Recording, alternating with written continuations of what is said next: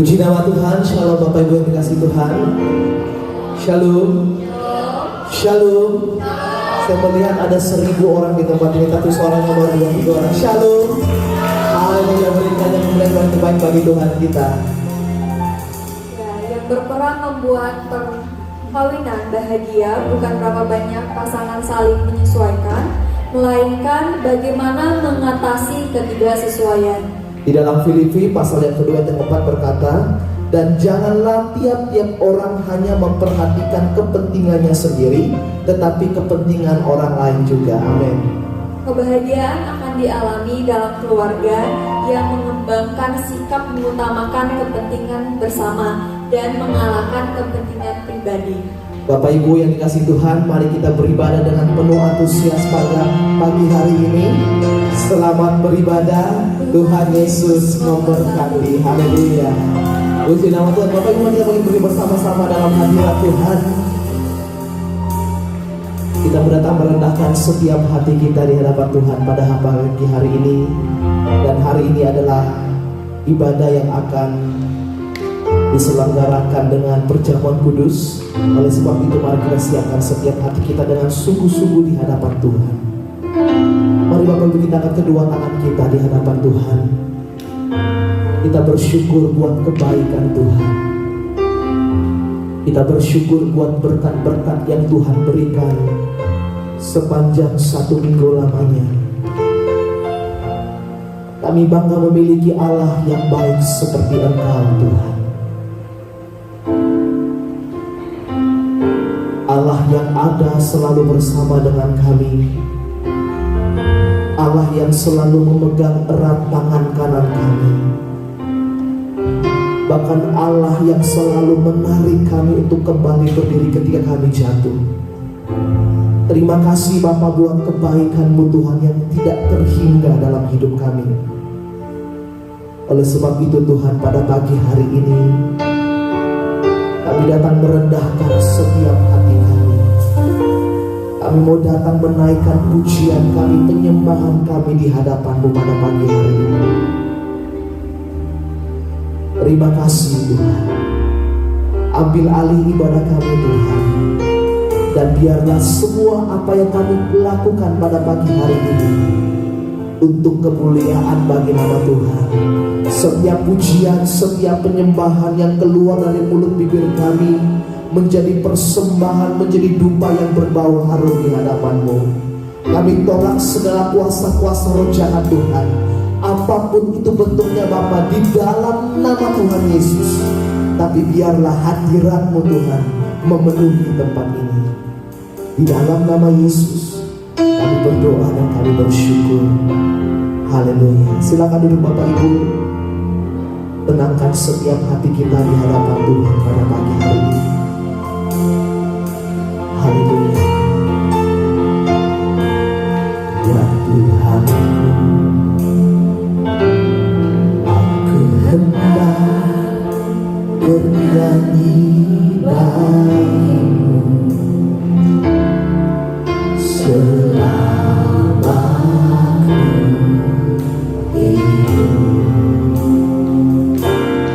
Ya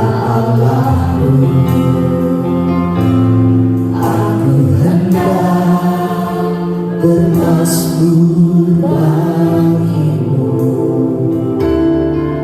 selagi hidup ada ya Tuhan. Haleluya. Ya Tuhan, aku hendak bernyanyi bagimu selama hidup. Ya Allah, aku hendak bermasmur bagimu selagi hidup ada. Inilah yang kurenungkan setiap waktu, nyanyian pujian dan pengagungan kepadamu.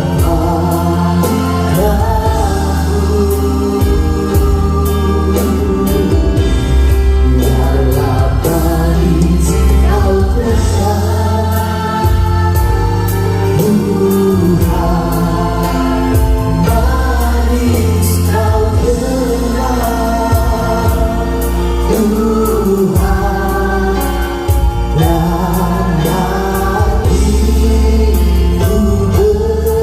bersuka padamu. Mari lebih sungguh-sungguh kita akan pujian ini di hadapan Tuhan. Ya Tuhan, ya Tuhan, terima kasih Tuhan. Kami mau datang menaikkan setiap pujian kami di hadapan-Mu pada pagi hari ini. Selama kami hidup, Ya Allahku, Ya Allah, aku hendak bermasmur bagimu selagi hidup. Mari angkat kedua tanganmu di hadapan Tuhan, katakan, inilah yang kurenungkan setiap waktu, nyanyian pujian dan pengagungan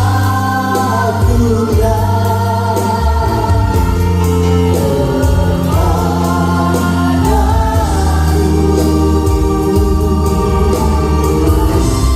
Biarlah manis kau dengar,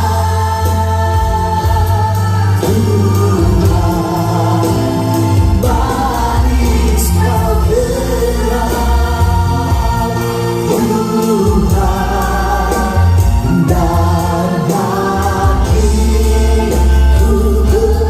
bersuka padamu. Inilah yang kami renungkan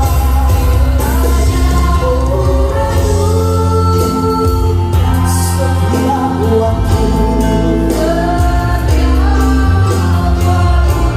Biarlah nyanyian pujian kami Tuhan, nyanyian pujian dan pengagungan kepadamu. Biarlah manis kau dengar, kau dengar, Tuhan, manis kau dengar, Tuhan, dan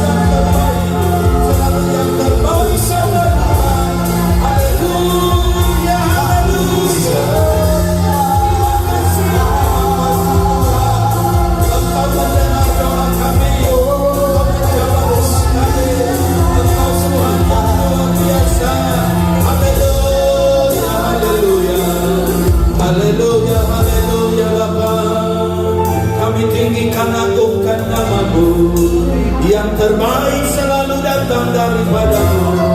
Yang terbaik selalu datang dari tangan Tuhan, dari tangan Tuhan atas hidup kami. Haleluya, haleluya. Glory kepadamu Tuhan. Kemuliaan bagimu di tempat yang maha tinggi. Haleluya. Glory, glory, glory bagimu Bapa. Dudukkan kepalamu, berdoa bersama. Bapa yang baik, terima kasih untuk minggu yang indah, minggu sukacita. Di minggu yang pertama di bulan yang baru, di bulan Maret ini kami percaya bulan baru ada kekuatan baru, bulan baru ada berkat yang baru disertai sukacita yang baru, dan bulan yang baru perkenanan Tuhan selalu baru atas setiap hidup kami. Hari yang indah ini kami ada di rumah Tuhan. Sesuatu yang indah Tuhan sudah siapkan buat kami. Bukan saja makanan fisikal dibutuhkan oleh tubuh kami, tapi sungguh rohani kami membutuhkan firman-Mu. Manusia tidak hanya hidup dari roti nasi saja, manusia hidup dari setiap kebenaran firman. Sampaikan isi hati-Mu, bicarakan maksud-Mu, supaya hidup kami next level iman itu menjadi bagian kami. Urapi hamba-Mu, urapi kami sekalian yang mendengar, memberitakan, sama-sama diberkati oleh Tuhan. Awal sampai akhirnya di minggu perjamuan kudus ini, nama-Mu dipermuliakan, firman-Mu siap kami terima. Bersabdalah, sebab kami anak-anak-Mu siap mendengarkan Bapa berfirman. Dalam nama Yesus, semua kita yang percaya bersama katakan beri tepuk tangan yang baik buat Tuhan kita. Haleluya. Silakan duduk Bapak Ibu. Terima kasih untuk tim present worship yang telah mengambil bagian dalam pelayanan yang indah, luar biasa pada hari yang indah ini. Salam sejahtera dalam kasih Tuhan kita, Tuhan Yesus Kristus. Shalom. Puji Tuhan dapat ketemu kembali pada minggu yang indah. Dan juga tentu terima kasih kepada Pak Gembala, kesempatan yang baik untuk saya bisa menyampaikan firman Tuhan pada hari yang indah ini. Bilang dengan sebelah, siapkan dirimu dengar firman hari ini. Baik, mari kita lihat bersama Bapak Ibu. Ketika kita tahu apa keadaan yang sekarang akhir-akhir ini, menarik Bapak Ibu, rupa-rupanya Australia ini mata dunia tertuju oleh karena festival atau parade ini. Karena seluruh dunia dengan kelompok mereka, komunitas mereka sendiri datang untuk menghadiri acara yang demikian. Dijumpai fakta bahwa acara ini katanya adalah 45 tahun annual mereka, dan kemudian ditemui bahwa kecatatan ada 12.000 partisipan dance yang hadir pada waktu itu, dan itu amat sangat-sangat luar biasa karena sekian tahun mereka tidak merayakan, lalu kemudian mereka akhirnya merayakan. Namun yang amat sangat-sangat berbeda tahun ini acara mereka ini adalah hadirnya Perdana Menteri di sana. Dicatat melalui news bahwa Anthony Albanese adalah PM, become first sitting PM to march in this festival. Bapak Ibu, inilah keadaan yang ada. Tentu kita berdoa untuk Australia atau khususnya Sydney, tapi ini fakta yang sudah ada di hadapan kita. Dan baru pertama kali Perdana Menteri bisa ikut hadir sama-sama di acara yang demikian setelah 45 tahun annual meeting mereka ini. Nah, Bapak Ibu, kalau kita melihat di dalam cerita Alkitab, Yesus setiap kali hadir menjadi tokoh yang viral. Saking viralnya, semua orang tertarik ingin bersama-sama melihat sosok seperti apa Yesus itu. Dikatakan dalam ayat ini, ketika Yesus meneruskan perjalanannya dari sana, ada 2 orang buta mengikutinya sambil berseru-seru dan berkata, "Kasihanilah kami anak Daud." Dari semua ribuan orang yang hadir, banyak orang yang bersama dengan Yesus. Ada orang buta yang berseru-seru, "Kasihanilah kami anak Daud." Amat malang tentunya, kita banyak gak setuju tentang orang buta dituntun orang buta. Tapi baru kali ini kita tahu cerita Alkitab. Ada 2 orang buta yang saling menuntun untuk bertemu Yesus, dan mereka ingin nasibnya berubah. Dan mereka berkata, "Kasihanilah kami, hai anak Daud." Orang bilang, gak akan ada pengharapan kalau orang buta nuntun orang buta. Gak akan ada hasilnya kalau orang buta nuntun orang buta. Tapi Alkitab mencatat Di akhir cerita ini, justru orang buta nuntun orang buta. Asal ketemu Yesus, perubahan pasti terjadi. Amin. Dan Bapak Ibu Saudara sekalian yang dikasihi Tuhan, dengar baik, meneruskan perjalanannya. Dan bukan saja itu, dia berseru, tapi di jalan Yesus tidak mempedulikan. Yesus tidak ambil bagian tertarik dengan dua orang itu. Bahkan tidak menjadi sesuatu yang sangat-sangat menggoda Yesus untuk mau bicara dengan dia. Tapi yang menariknya adalah ayat 28 berkisah seperti ini lagi. Baca bersama 1, 2, 3. Setelah Yesus masuk ke dalam sebuah rumah, datanglah kedua orang buta itu kepadanya. Tadi di jalan, sekarang Yesus di rumah. Tadi orang buta itu di jalan, gak dipedulikan. Yesus ada di rumah, mereka pun datang di rumah. Dan yang menariknya, seruannya sama. Kasihanilah kami, hai anak Daud. Dan bedanya ketika mereka di rumah, Yesus mempedulikan. Sehingga saya sangat yakin satu kalimat iman ini, bahwa di jalan belum ditolong, mungkin di rumah akan Tuhan tolong. Dan betul harapan mereka itu terjadi. Dan ini merupakan gambaran iman di dalam hidup kita. Poin saya yang pertama, apapun yang terjadi, please never give up. Jangan menyerah.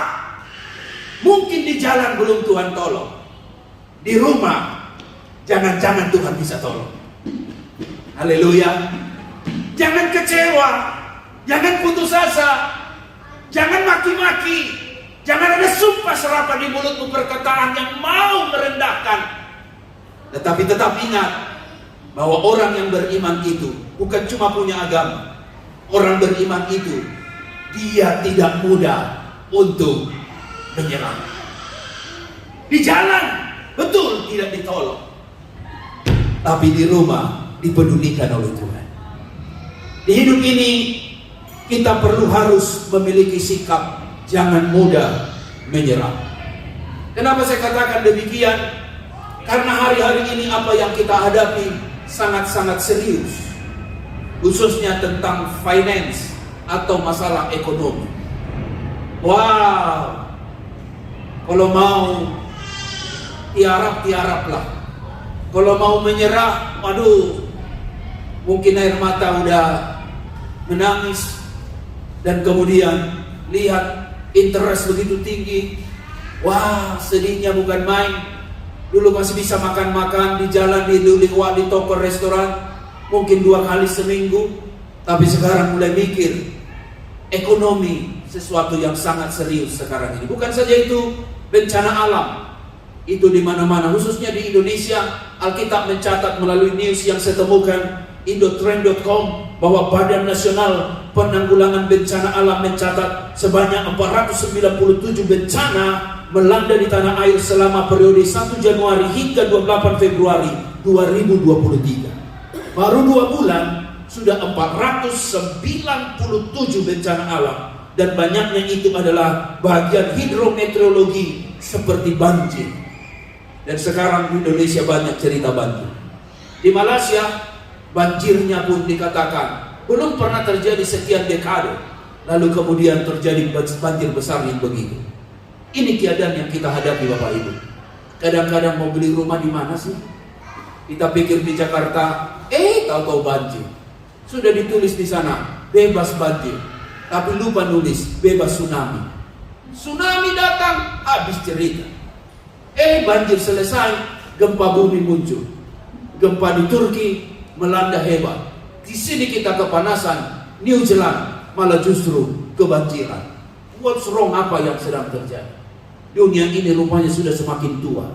Artinya bencana alam menjadi sesuatu yang sangat serius kita hadapi. Dan bukan saja itu Bapak Ibu, bukan saja ekonomi, bencana alam, pesakit penyakit di mana-mana akhir-akhir ini. Tiba-tiba saja dengar kanker, tiba-tiba kita dengar tumor.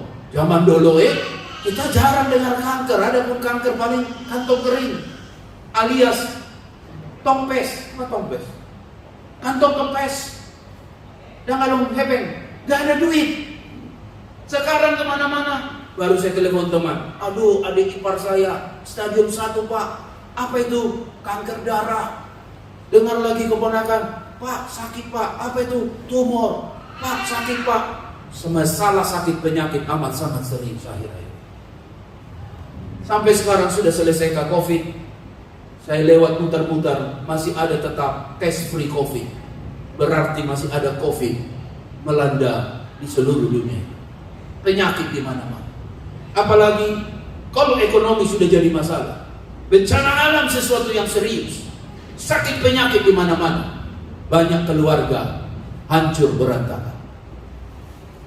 Orang udah gak mau banyak menikah. Udah gak mau menikah lah. Gak mau menikah. Repot urusan. Menikah boleh tapi punya anak enggak. Susah. Apalagi kalau bikin acara ini acara itu. Ujung-ujungnya habislah uang semuanya. Keluarga menjadi hancur. Dan akhirnya apa yang terjadi? Ini keadaan yang kita hadapi hari-hari ini. Bahkan Alkitab mencatat hari ini kepada kita, jangan menyerah. Bilang dengan sebelah, jangan menyerah. Bilang dengan dia. Bilang dengan dia, never give up. Bilang dengan dia. Iya. Semua katakan masih ada Tuhan. Semua katakan masih ada Tuhan. Semua katakan masih ada mujizat. Beri tepuk tangan yang baik buat Tuhan kita yang baik. Bapak Ibu Saudara sekalian yang dikasih Tuhan, saya masih ingat kisah Elia ini. Kisah ini sangat menyentuh hidup saya.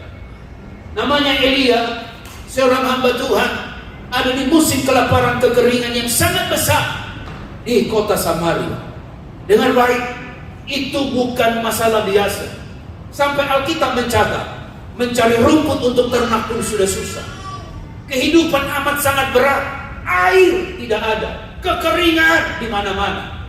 Tapi yang menarik buat saya, 1 Raja-Raja 17, Alkitab punya catatan yang hebat. Dibilang begini kepada kita. Baca bersama 1, 2, 3. Kemudian 1, 2, 3. Kemudian datanglah firman Tuhan kepadanya keras. Pergilah dari sini, berjalanlah ke timur, dan bersembunyilah di tepi sungai kering, di sebelah timur sungai Yordan. Engkau dapat minum dari sungai itu, dan burung-burung gagak telah kuperintahkan untuk memberi makan engkau di sana. Dengar baik Bapak Ibu, semua tidak ada air, kekeringan di mana-mana. Kering, gersang.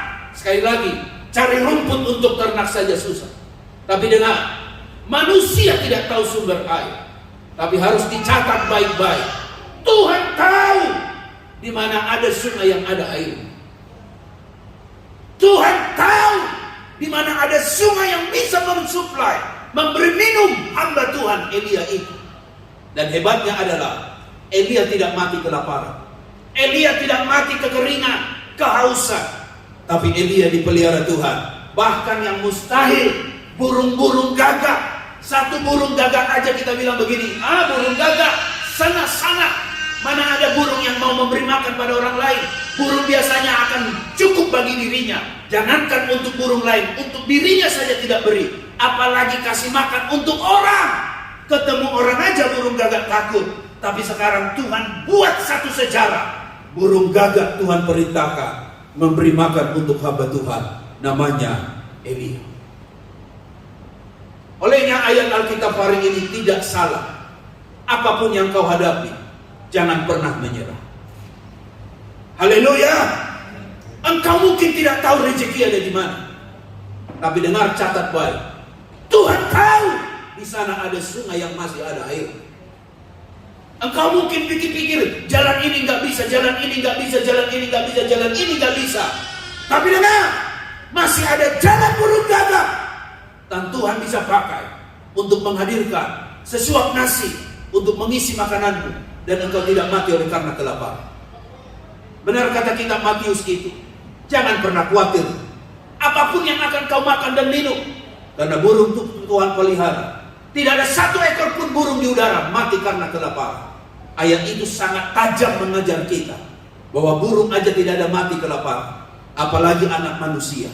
Kita yang percaya kepada Tuhan pasti akan cukup makan. Tuhan pelihara kehidupan kita dan semuanya menjadi mantap dan beres. Katakan amin. Elia dipelihara Tuhan. Olehnya apapun terjadi jangan menyerah. Yakini, rezeki pasti Tuhan tahu ada di mana. Hanya orang saja mungkin tidak tahu cari-cari di mana.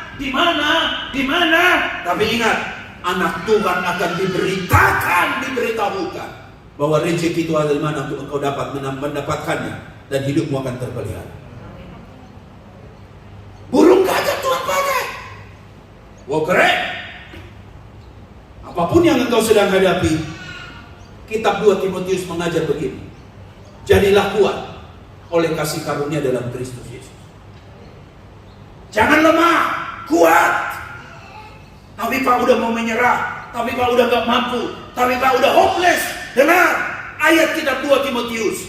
Jadilah kuat.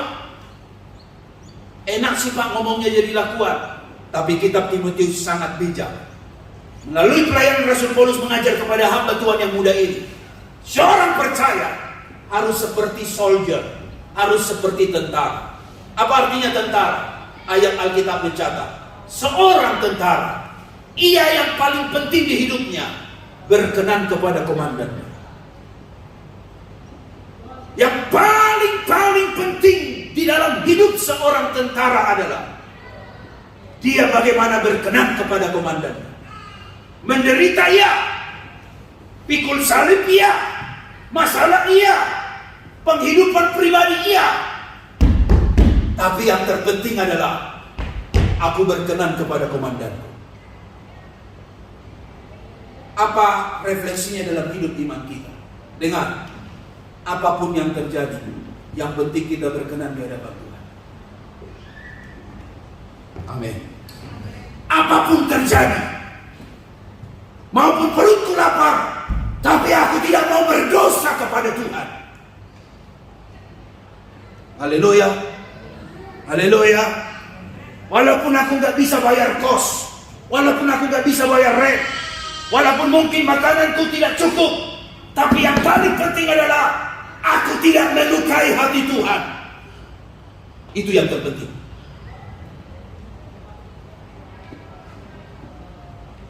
Haleluya. Katakan siap komandan. Katakan siap komandan. Apapun yang kau kerjakan, yang paling penting itu bagaimana hidupmu berkenan di hadapan Tuhan. Jangan sampai melukai Tuhan. Jangan sampai mempermalukan Tuhan. Jangan sampai mendukakan Tuhan. Itu yang terpenting. Haleluya. Haleluya. Punya masalah mah semua punya. Punya pergumulan mah semua punya. Nangis iya. Tapi dengar, jangan sampai hidup kita melukai hati Tuhan. Kalau hidup kita sudah melukai hati Tuhan, ingat Matius 6:33, cari dahulu kerajaan Allah dan kebenarannya, semua akan ditambahkan. Semua menjadi jauh ketika Tuhan sudah tidak ada lagi di hidup kita. Saya sangat suka kelompok sel yang Anda sedang jalani, tiap-tiap minggu ada kegiatan yang ada. Saya sangat suka kebaktian-kebaktian doa yang sedang dijalankan. Hendak mau mengerti begini, apapun yang terjadi, Tuhan, you are yang terutama. The first thing first, Engkau yang terutama dari semua yang ada. Dan Tuhan nomor satu. Dan Tuhan Engkau yang terbaik dan yang nomor satu dalam hidup saya. Haleluya. Amin. Amin. Amin. Kalaupun tidak menikah, kalau dengan menikah aku melukai hati Tuhan, lebih baik aku tidak menikah. Daripada aku menjadi kaya, dan ketika aku jadi kaya aku mendukakan hati Tuhan, lebih baik gak usah jadi kaya. Lebih baik diputuskan aku daripada aku berpacaran dengan kamu. Tapi saat berpacaran, apa yang kita kerjakan melukai hati Tuhan, lebih baik putus. Bye bye, sayonara, adios, amigo.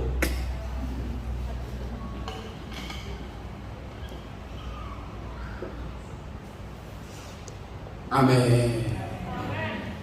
Katakan haleluya. Lebih kuat lagi. Itu dong. Apa yang kita jalani hubungan, tapi hubungan itu melukai hati Tuhan? Ya kan? Bahasa roh sih bahasa roh, kuraba-raba, di rumah diraba-raba. Bahasa rohnya keren. Sampai malaikat pun gemetar. Saking kudusnya di gereja. Tapi siapa tahu apa yang Anda lakukan di rumah. Bukan kuraba-raba, Tuhan hadir, tapi meraba-raba. Akhirnya masalah pun timbul. Apapun yang kau kerjakan yang pertama, kata kitab Timotius, not from me. Kau mau jadi askar Tuhan, mau jadi tentara Tuhan, mau jadi laskar Kristus. Yang pertama adalah bagaimana hidupmu berkenan kepada komandan. Katakan siap komandan. Lebih kuat lagi. Itu dia. Beri tepuk tangan dulu yang baik ya. Yang kedua, dikatakan seperti seorang atlet, seorang pelari, mahkota juara itu menjadi tujuannya. Di hidup ini jadilah kuat.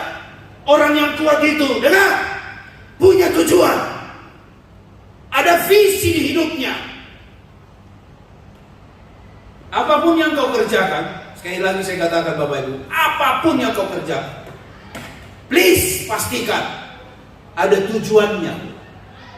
Katakan ada tujuannya. Katakan ada tujuannya. Bukan main-main. Pacaran tujuannya apa? Menikah. Bukan seperti bawa beli mobil, coba dulu, baru beli mobilnya. Enak aja. Gua smackdown lu.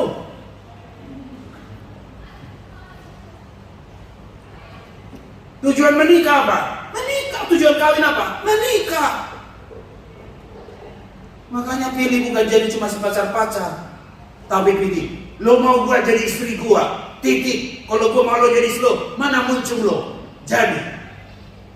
Itu orang Batak punya istilah itu. Terus terang dan terang terus. Itu pilih punya si Gomora. Bukan main-main. Ada tujuannya. Apa tujuan kita? Termasuk saya khotbah ini pun ada tujuannya. Saya pegang yang di tangan ini pun ada tujuannya. Apa ini? Pointer. Tujuannya apa? Untuk nunjuk-nunjuk. Nunjuk itu ada lampunya. Semua ada tujuan. Hidup yang kau kerjakan di sini ini apa tujuanmu? Masa akhirnya pergi ke Star City? Kuat kau kerja tapi kuat engkau menderma kasih sumbangan di Star City. Dengar baik, penjudi tidak pernah kaya. Yang punya judi, itulah yang kaya. Itu sudah fakta. Tapi masih banyak orang bodoh tidak punya tujuan. Pergi Star City, habis di sana, ngutang gali lubang, tutup lubang. Lagu irama muncul, gali lubang, tutup lubang. Lubang digali, tutup lagi. Oh,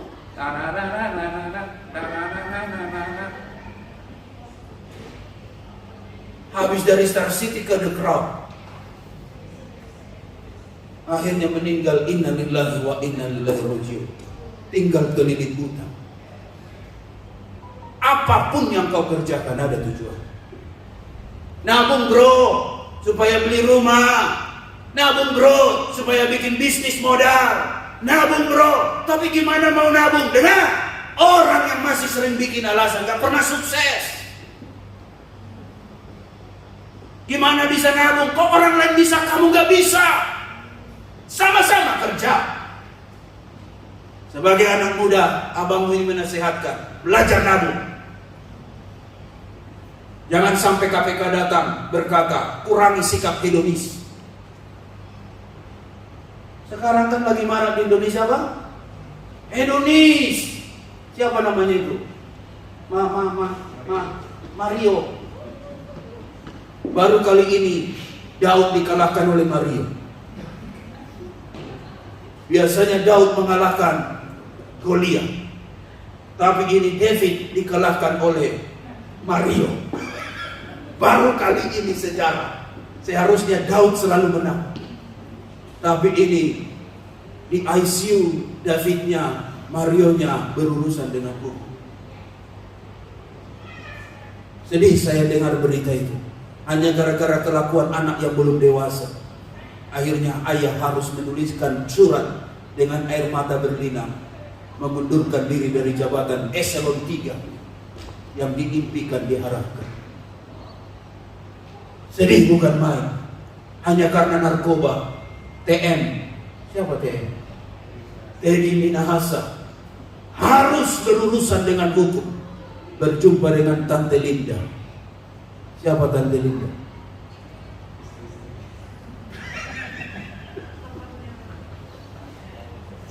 TTM. Apa TTM? Teman tapi mesra. Seperti atlet, hidup harus ada tujuan. Mahkota itu tujuan. Apa tujuanmu hidup? Clear, jelas, kerjakan, kau akan berhasil. Sebagai pelajar, kerjakan tugasmu. Tujuanmu sebagai pekerja, kerjakan. Ketika hidup ini fokus kepada tujuan, keberhasilan sudah menanti hidup kita. Katakan haleluya. Ya, beri tepuk tangan dulu yang baik buat Tuhan. Bukan saja itu, katanya seperti seorang petani. Apa dengan petani? Dia harus bekerja keras. Haruslah yang pertama menikmati hasil usahanya. Saya mengerti kerja keras yang dimaksud ini bukan berarti menafikan yang disebut dengan smart work, kerja cerdas. Hendak menjelaskan seorang petani tidak boleh malas. Seorang petani dia harus bekerja, dan dia tahu bahwa ketika dia menabur benih di ladang, dia pula lah yang akan menuai hasil. Fair hidup ini untuk kita jalani, bahwa apa yang kita tabur itulah yang kita tuai. Kita menabur kesungguhan, kita akan menuai kesungguhan. Kita menabur kekudusan, kita akan menuai kemuliaan. Kita menabur kebenaran, kita akan menuai perkenanan kebenaran daripada Tuhan yang hebat itu. Tapi saya mendapatkan artikel yang bilang begini, mengapa banyak orang selalu mudah menyerah? Apa-apa gampang putus asa, apa-apa udah gampang menyerah, lemah imannya, mudah loyo semangatnya. Saya temukan ada 3 alasan. Yang pertama, ada orang yang terlalu ingin mendapatkan expect, yaitu fast result. Ingin sesuatu cepat. Saya mau titipkan di hatimu, hanya ada 2 yang instan di hidup ini. 1 kopi dan 2 mie instan. Yang lainnya proses. Apapun yang kau jalani, dengar baik, semua ada prosesnya. Katakan amin. Katakan amin. Semua ada waktunya. Katakan amin. Jangan cepat-cepat mau kaya. Justru cepat-cepat mau kaya, akhirnya ada pinjol. Apa itu pinjol? Pinjaman online. Akhirnya terlilit hutang oleh karena pinjol tersebut. Ada orang, mengapa mudah cepat give up? Karena orang itu selalu dwell on mistakes. Sudah tahu salah, gak mau bertobat. Udah tahu salah, masih di situ. Udah diingatkan, udah ditegur, masih dablek. Artinya orang itu akan mudah cepat menyerah karena dia selalu tinggal di kesalahan yang ada. Mengapa seseorang bisa tenggelam? Bukan karena airnya yang dalam. Mengapa seseorang bisa tenggelam? Bukan karena airnya yang sangat-sangat luas. Seseorang tenggelam karena engkau masih ada dalam air ini. Bagaimana caranya kau keluar dari air ini? Tapi saya gak bisa berenang. Gak apa-apa. Gerak-gerakkan badan. Tapi saya gak bisa, capek. Berjerit, kau masih punya mulut. Bilang, help! Help! Seseorang akan menolong kau. Tapi aku habis suaranya, Pak. Masih muda. Apa yang kamu bilang? Kamu harus berusaha sekuat tenaga. Sampai akhirnya engkau tidak ada di sana tenggelam. Karena engkau berusaha keluar dari air ini. Sekali lagi Bapak Ibu, orang mudah menyerah karena masih ada di kesalahan. Hari ini, yuk belajar bertobat. Untuk kita mau berkata, Tuhan, tidak ada dosa yang Tuhan tidak bisa ampuni. Tidak ada kesalahan yang tidak Tuhan bisa maafkan. Engkau Tuhan adalah Tuhan yang bisa menerima kita apa adanya, sejauh kita mau bertobat di hadapan Tuhan. Yang ketiga, orang mudah menyerah karena dia believe there, yaitu dikatakan di sini, yaitu weakness. Selalu percaya dirinya itu adalah lemah. Aku ini orang gak biasa, aku ini orang biasa, aku ini gak punya apa-apa, aku orang miskin, aku orang gak mampu, aku gak bisa, membaca aja aku gak bisa. Orang begini mudah putus asa. Selalu lihat dirinya bandingkan dengan orang lain. Saya bilang sama anak saya kan 2 cewek. Sekarang mulai belajar kosmetik Bu Yuki Villa. Belajar kosmetik sekarang. Apa-apa habislah kosmetik mamanya. Yang jadi korban kan kosmetik mamanya. Udahlah ditaruh sini, taruh di sini. Apalagi mulai temannya suka Korea. Korea punya style. Wah! Saya peluk dia, saya bilang, you are beautiful. Not like others, but because like you. Kamu cantik, gak perlu kau bandingkan dengan orang lain. Kamu cantik, kau bandingkan dengan diri. Dan kecantikanmu bukan yang ditentukan dari luar, tapi kecantikanmu sudah engkau cantik dari sono. Yes, Daddy. Hidup ini gak ada puasnya, Bapak Ibu. Kita harus belajar untuk menyemangati diri. Jangan bandingkan karyamu dengan karya orang lain. Akhirnya muncul ketamakan, keserakahan. Tapi kita harus melihat ada potensi besar yang Tuhan titip dalam hidup kita. Kita anak Tuhan. Katakan anak Tuhan. Kita orang yang diberkati. Katakan diberkati. Katakan dikasihi. Katakan disayangi. Saya generasi yang diberkati. Semua kita generasi yang diberkati. Dan berkat tidak melulu cerita uang. Kita masih bisa bernafas, masih bisa berdiri hari ini, datang ke gereja. Kita pun orang yang diberkati Tuhan. Amin. Katakan haleluya. Tepuk tangan dulu buat Tuhan kita yang hebat. Kita orang yang diberkati, jadi gak mungkin pelit. Orang yang diberkati gak mungkin pelit. Orang kaya bisa kikir, tapi orang yang diberkati selalu murah hati. Haleluya. Bapak Ibu saudara sekalian yang dikasihi Tuhan, saya sangat kagum dengan wanita ini yang tidak mudah menyerah. Dia seorang Kanaan, kita tahu bersama. Kemudian anaknya kerasukan setan, punya kebutuhan besar. Ayat 23, saat dia datang kepada Tuhan, Tuhan anak Daud, kasihanilah aku, katanya. Ayat 23, tetapi Yesus sama sekali tidak menjawab. Lagu tadi bilang, tak selalu Tuhan menjawab doa. Dengar, tak selalu Tuhan menjawab doa. Tapi yang terbaik Tuhan berikan. Haleluya. Wanita ini tidak menjawab sama sekali.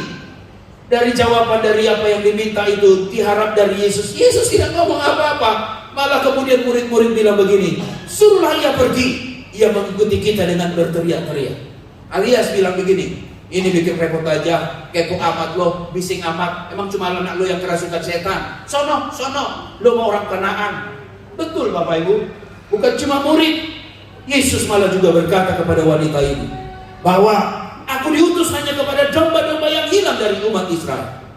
Hendak mau menceritakan, kamu itu orang Kanaan, aku cuma untuk orang Israel. Not for you, only for Israel. Ayat 25 menarik. Tetapi perempuan itu mendekat dan menyembah dia. Lihat, wanita siapa bilang lemah? Wanita ini never give up. Tidak menyerah. Dia datang mendekat dan menyembah serta berkata, Tuhan, tolonglah aku. Saya sangat kagum keberanian wanita ini yang tetap mau datang kepada Tuhan. Tapi ayat 26 menjadi sedih. Tetapi Yesus menjawab. Baca bersama 1, 2, 3. Tidak patut mengambil roti yang disediakan bagi anak-anak dan melemparkannya kepada anjing. Hendak bicara seperti ini. Ya betul, kamu butuh pertolongan. Tapi ingat, gak mungkin dikasih ke anjing. Wow, pasti murid-murid waktu itu kaget. Oh, Yesus bicara anjir. Kita pikir dulu, baru sekarang muncul anjir. Tahu-tahu dari dulu Yesus sudah pernah berkata kepada seorang wanita, anjing. Tahukah Bapak Ibu, kita banyak tahu teladan anjing. binatang yang setia. Tapi ada yang hal buruk dari anjing, yaitu anjing itu suka makan buntahannya. Sehingga bagi orang najis, orang Yahudi, anjing itu disebut binatang najis.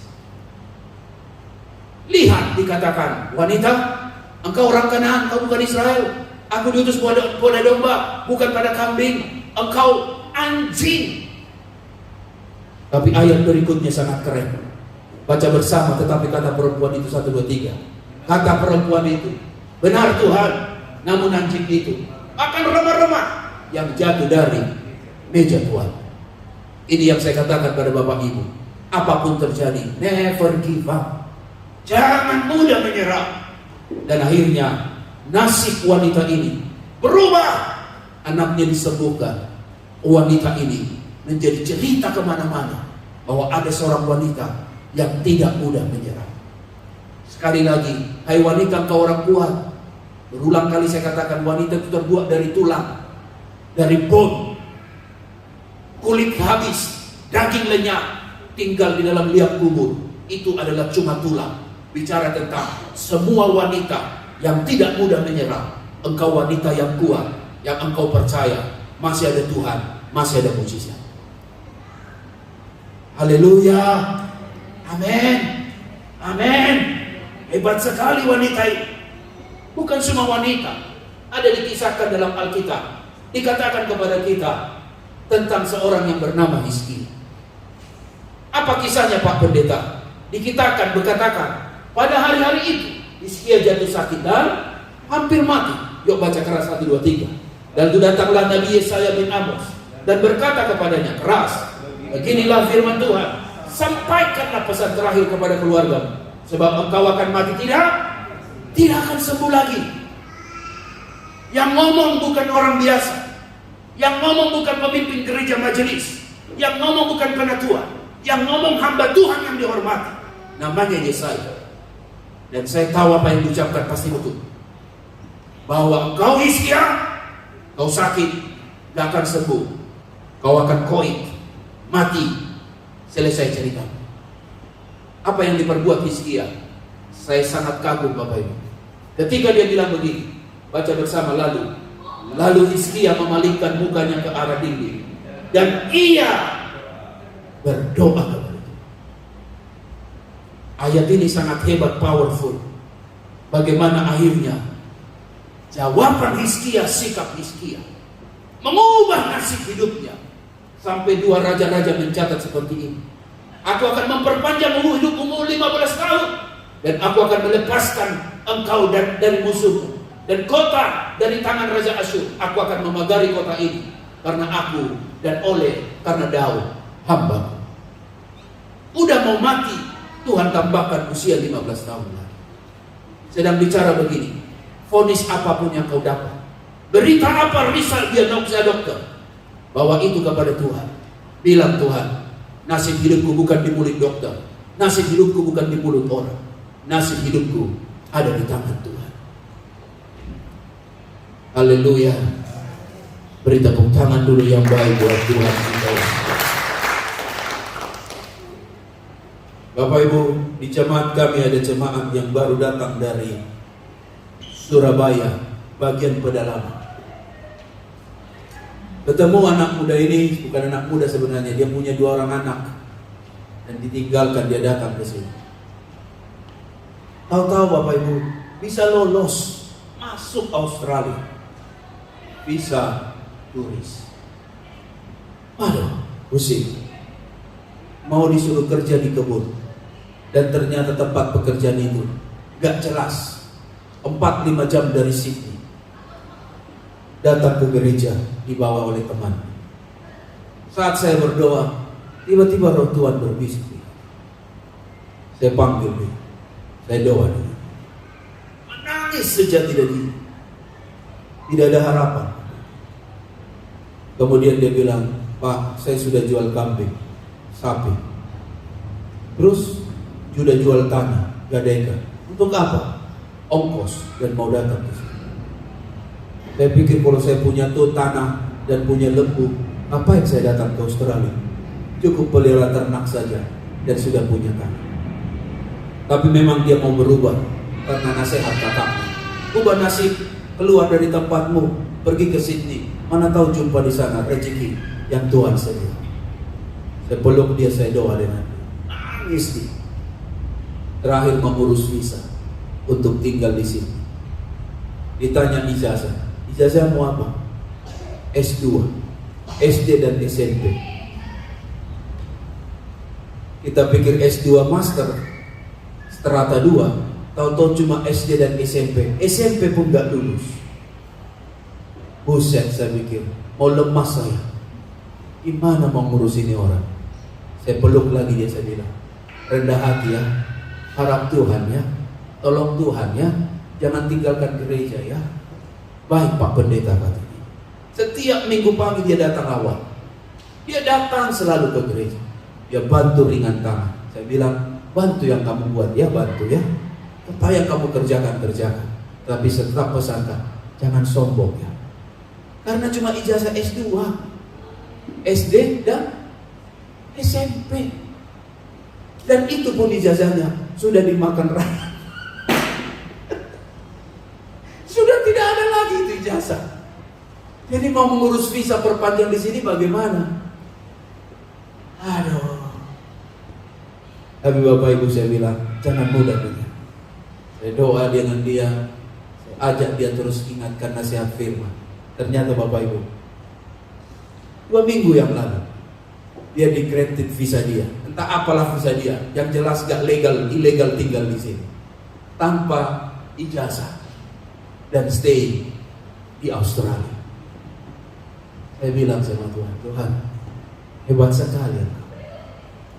Orang gak ada dasar untuk berharap, tapi orang itu kau lihat rendah hati, tetap Tuhan masih tolong. Dan orang itu ada di gereja tadi, masih hidup lagi. Saya senang dengan dia, karena orangnya ringan tangan kalau ngerjain sesuatu gampang. Saya bilang, kalau kau lihat tante itu bawa masakan, tarik pancinya, angkat, bawa. Jangan-jangan nanti pancinya kau tinggalkan, isi pancinya kau bisa bawa pulang, jadi makan siang. Dan ibu-ibu pun senang. Akhirnya selalu dia kasih makanan untuk dia. Saya senang. Kesaksian ini sederhana, tapi mengingatkan kita Bapak Ibu, di apapun yang kita hadapi, jangan pernah mudah menyerah. Tetap percaya, masih ada Tuhan yang baik di hidup kita. Beri tepuk tangan dulu yang baik buat Tuhan kita yang hebat ini. Apa yang mau saya sampaikan Bapak Ibu? Poin saya yang berikutnya. Dan Yesus berkata kepada mereka, baca keras, percayakah? 1, 2, 3. Percayakah kamu bahwa aku dapat melakukannya? Ini satu pertanyaan besar. Mari keluarkan analisa teologiamu. Minimal apa yang bisa kita dapat describe, jelaskan daripada kenapa harus Tuhan tanya, percayakah kamu aku dapat melakukannya? Tuhan, boya yang cepat dong, sembuhin aja langsung. Gue masih kayak pakai ngomong. Yang lain kan Tuhan sembuhin, langsung dijamah, sembuh, beres. Ini kok ditanya lagi, percayakah kamu aku dapat melakukannya? Ngapain Yesus harus ngomong gitu? Sembuhin aja, gak usah banyak bacot, langsung sembuhin. Muncul pertanyaan, mengapa Yesus harus bertanya tentang hal itu? Mungkinkah dia mencurigai bahwa yang buta ini mau mencobai dia? Ngetes dia? Atau mungkinkah ada sepertinya yang nyuruh dia? Ayo, kau ngomong aja nanti, ngomong aja. Atau jangan-jangan ada pesan sponsor yang mencoba untuk ngojok-ngojok. Orang lain dia tolong, lo minta aja, kali-kali aja lo ditolong. Mungkin aja yang tolong, yang pegang sponsor. Atau mungkin saja dia ikut-ikutan aja. Yang kusta disembuhkan, yang tuli mendengar. Gua yang buta, jangan-jangan kau disembuhin. Bisa saja toh. Kenapa Yesus harus ada dialog? Percayakah kamu aku dapat melakukannya? Saya mengerti Bapak Ibu, karena kondisinya butuh. Apa maksudnya Pak Pendeta? Banyak orang percaya kalau dia melihat. Sedikit orang yang percaya tidak melihat. Makanya Yesus berkata kepada Thomas, Thomas, berbahagialah orang yang tidak melihat namun percaya. Dari mana kau tahu aku menyembuhkan kamu nggak lihat? Dari mana engkau tahu aku memelekkan mata orang engkau tidak lihat? Dari mana engkau tahu bahwa aku ini dapat membangkitkan orang mati? Dari mana engkau tahu aku dapat menjadikan 5 roti 2 ekor ikan makan 5.000 orang? Dari mana kamu tahu? Kamu tidak melihat. Makanya Yesus tanya, percayakah kamu aku dapat melakukannya? Kalau percayamu hanya kata-kata orang, kalau percayamu hanya karena melihat, kau tidak dapat apa-apa. Sebab engkau tidak melihat. Dan kedua orang buta ini berkata, yes, kami percaya. Sekalipun mereka belum melihat. Itulah hakikat sejati iman kita. Jangan lihat dulu baru percaya, tapi belajar percaya bahwa semuanya Tuhan buat baik, sekalipun engkau belum melihat. Katakan amin. Tahun 2023 untuk Cireng, the goodness of God. Percayakah kau Tuhan itu baik? Percayakah kau bahwa Tuhan itu bisa memberikan kebaikan? Percayakah engkau bahwa rencana Tuhan bukan rencana kecelakaan tapi rencana kebaikan? Percayakah engkau bahwa kebaikan itu bukan hanya untuk orang lain tapi untuk engkau? Percayakah engkau bahwa Tuhan itu baik bukan berarti engkau harus sembuh baru Tuhan itu baik? Percayakah engkau dia baik, hari ini baik, besok baik, selama-lamanya? God is good all the time? Percayakah engkau dia baik dan baik hari ini selama-lamanya buat engkau dan keluargamu? Kita harus percaya walaupun belum melihat. Dan jadilah padamu menurut apa yang kau percaya. Saya percaya Tuhan itu baik. Walaupun aku gak orang baik, gak baik-baik banget. Saya percaya Tuhan itu baik. Walaupun keadaanku gak baik, saya percaya Tuhan itu baik. Walaupun aku ini gak orang yang buat baik, saya percaya Tuhan itu baik. Dan aku percaya kebaikannya buat hidupku, keluargaku, dan sisi rumahku. Oleh itu engkau percaya, daripadamu menurut iman. Sehingga 2023 jemaat Cireng akan mengalami kebaikan Tuhan. Haleluya, haleluya, amin. Ada teman kita yang akan pulang ke Indonesia. Percaya kalau Tuhan itu baik? Baik. Sekalipun engkau harus for good, pulang muka tegak. Aku telah menyelesaikan perjuangan di sini. Itu, jangan tertunduk malu main kuku. Betapa malam nasibku, Setan bilang matilah kau. Betapa malam nasibku. No, gara-gara nasib lo kagak baik lo, salah kawin. Takdir memang kejam, tak mengenal perasaan.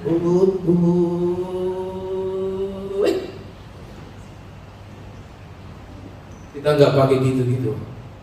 Pulang, langkah tegak. Tuhan, aku mau jadi berkat di Indonesia. Aku mau jadi berkat di Sydney ini. Kalau Tuhan engkau izinkan aku tinggal. Aku mau jadi berkat dimanapun aku berada. Karena seluruh bumi milik kepunyaan Tuhan. Itu baru mantap. Sehingga ketika kita pulang ke Pontianak, sudah ada cabang Cireng. Kita pulang ke Jakarta, ada cabang di sana, House of Sacrifice. Gitu. Kita pulang ke mana tuh? Ke Papua ya. Oh, ada cabang di sana, House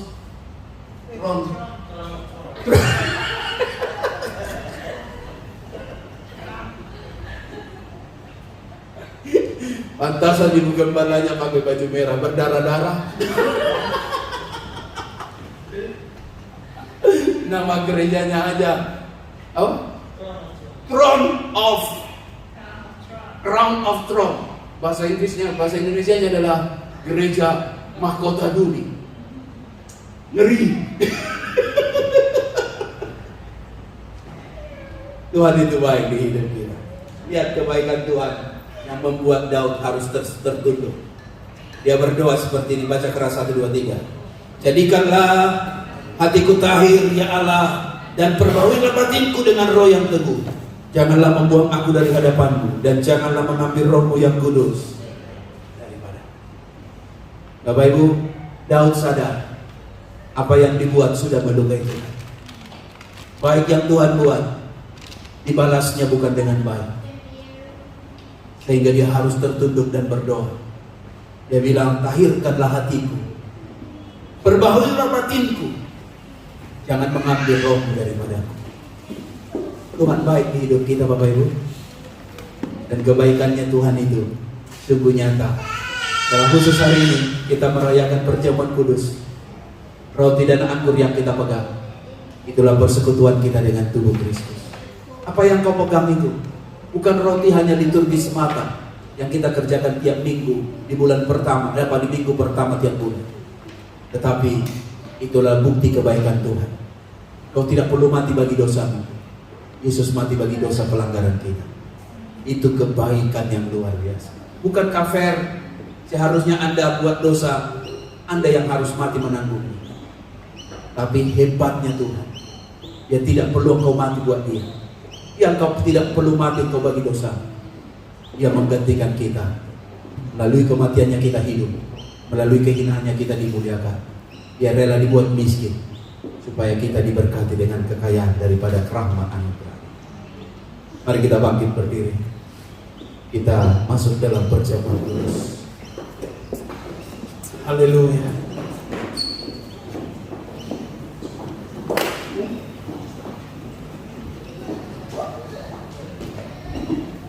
Kita bangkit berdiri, nyanyikan lagu pujian kita kepada Tuhan.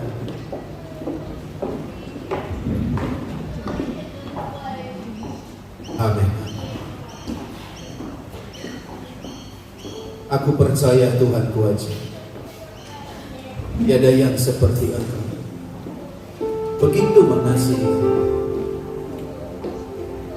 Tuhan, Kau sangat baik.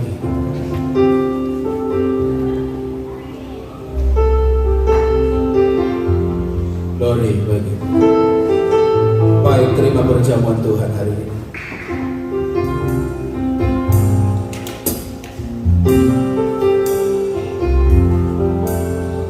Aku percaya Tuhan kuasa, Kau turun tangan memulihkanku. Aku percaya Tuhan kuasa, Kau turun tangan memberkatiku. Aku percaya.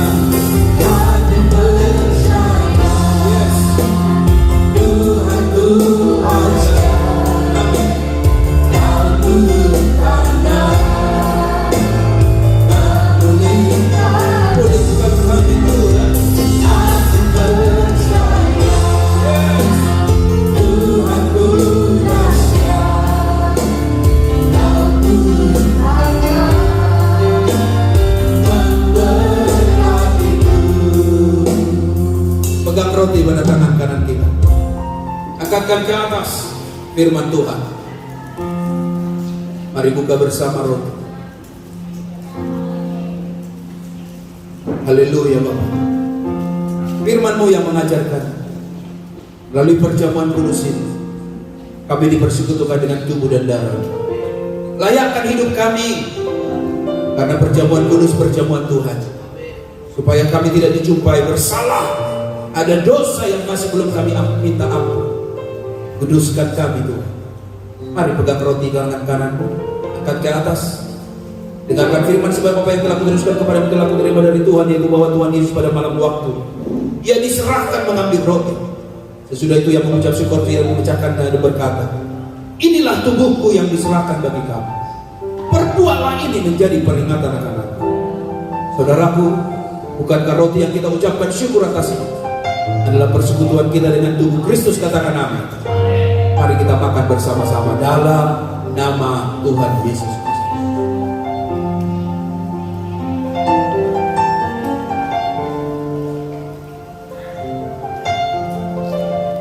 Terima kasih Tuhan untuk tubuhmu yang dihancurkan bagi dosa pelanggaran kami.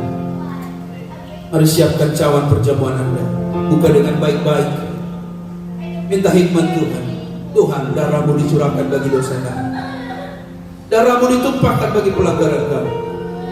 Layakkan kami seperjamuan dengan Tuhan. Angkat ke atas. Demikian juga yang mengambil cawan sudah makan lalu berkata, cawan ini adalah perjanjian baru yang dimeteraikan oleh darahku. Perbuatlah ini setiap kali kamu meminumnya menjadi peringatan akan aku. Saudaraku, bukankah cawan yang kita ucapkan syukur atasnya adalah persekutuan kita dengan darah Kristus? Katakan amin. Mari kita minum bersama-sama dalam nama Tuhan Yesus Kristus.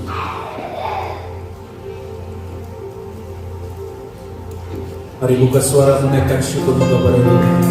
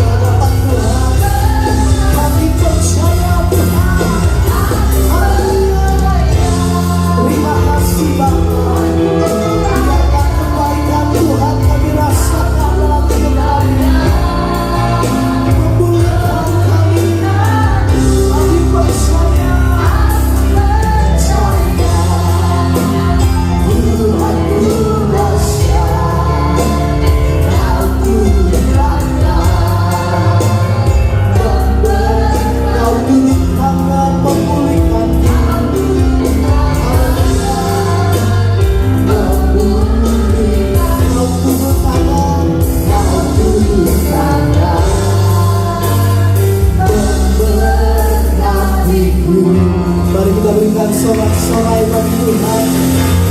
Terima kasih Bapa buat pagi hari ini Tuhan. Kami bersyukur Bapa buat kebenaran firman-Mu.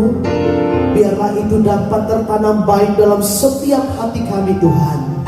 Tidak berlalu begitu saja, tetapi dapat bertumbuh dan menghasilkan buah dalam kehidupan kami.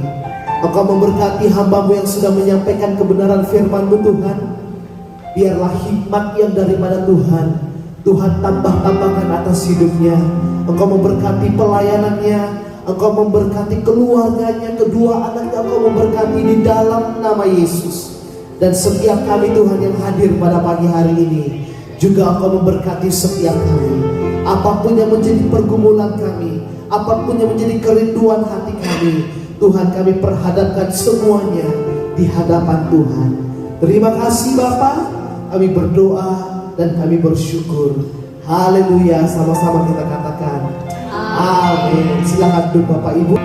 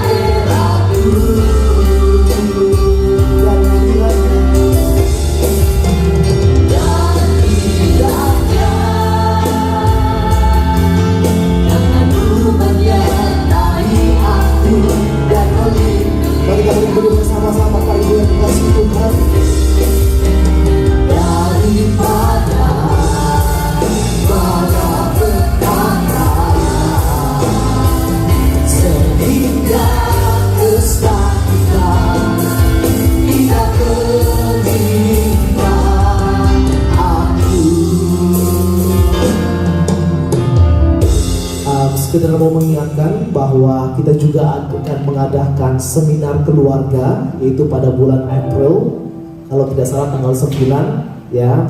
Bagi Bapak Ibu yang mungkin ada waktu atau mungkin bisa menyediakan waktu, mari kita bersama-sama untuk mengikuti acara ini, karena saya percaya acara ini akan memberkati setiap keluarga-keluarga yang ada di tempat ini. Amin. Di nama Tuhan, Bapak Ibu, mari kita berdoa bersama-sama untuk mengakhiri ibadah kita pada pagi hari ini. Segala kemuliaan kami naikkan di hadapan Tuhan pada pagi hari ini. Terima kasih Bapa buat lawatan-Mu dari awal ibadah kami sampai berakhirnya ya Tuhan. Kami kembalikan segala kemuliaan hanya untuk Tuhan. Dan biarlah semuanya itu menyenangkan hati Tuhan. Mungkin ada sikap hati kami yang tidak berkenan di hadapan Tuhan sepanjang ibadah kami. Ampuni setiap kami. Dan kami juga mau menyerahkan hidup kami sepanjang 1 minggu ke depannya ya Tuhan. Biarlah Engkau menuntun setiap kami. Apapun Tuhan yang kami kerjakan, Tuhan Engkau buat berhasil Bapa, di dalam nama Tuhan Yesus. Dan kami juga berdoa Tuhan untuk kedua Bapak Gembala dengan Ibu Gembala yang sedang berada di Indonesia. Biarlah Tuhan juga menyertai mereka, melindungi mereka Tuhan. Dan akan kembali pada minggu depan hari Jumat Tuhan, biar Engkau sertai perjalanan mereka, tibakan dengan selamat. Terima kasih Tuhan. Mari Bapak Ibu, kita akan kedua tangan kita di hadapan Tuhan. Kita terima berkat yang daripada Tuhan. Biarlah penyertaan Tuhan terus ada atas setiap kita. Biarlah berkat Abraham, Ishak dan Yakub juga turun atas setiap kita. Kekuatan, kesehatan yang daripada Tuhan menyertai setiap kita. Terima kasih Tuhan. Kami sambut berkat Tuhan dengan penuh ucapan syukur. Di dalam nama Tuhan Yesus kami berdoa dan kami bersyukur. Sama-sama kita katakan di hadapan Tuhan, amin. Puji nama Tuhan. Tuhan memberkati setiap kita dan selamat hari Minggu.